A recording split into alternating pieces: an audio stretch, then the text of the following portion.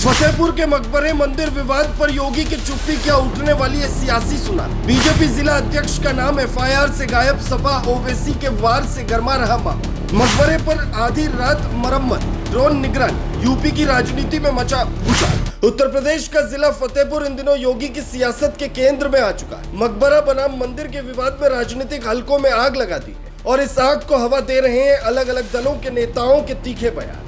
लखनऊ से महज 120 किलोमीटर दूर यह इलाका कानपुर, उन्नाव और रायबरेली का पड़ोसी है, लेकिन अब यहाँ के हालात पूरे प्रदेश की राजनीति में हलचल मचा रहे हैं। विधानसभा में यह मामला तब और गर्मा गया जब सपा विधायकों ने मकबरे की रक्षा को लेकर सवाल उठाया।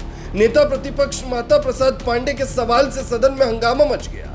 योगी आदित्यनाथ हेडफोन लगाकर चुपचाप सुनते रहे, जबकि सपा विधायकों के तेवर आक्रामक थे। विधानसभा स्पीकर को भी बीच बचाव करना पड़ा, लेकिन टकराव थमने का नाम नहीं ले रहा था। 7 अगस्त को बीजेपी नेता और मठ संरक्षण समिति के कार्यकर्ता डीएम से मिले और दावा किया कि यह शिव मंदिर है और यहाँ पूजा हो।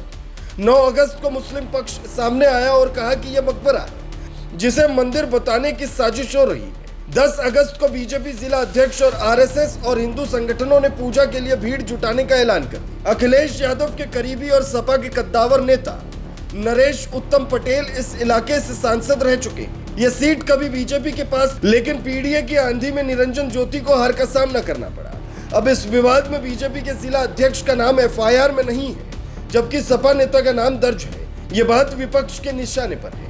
ओवैसी ने आरोप लगाया कि यूपी कल्याण सिंह के दौर में लौट आया है। उनके मुताबिक कानून का इस्तेमाल राजनीतिक विचारधारा और धर्म के इशारे पर हो रहा है। यह मुसलमानों को डराने और दबाने की कोशिश है।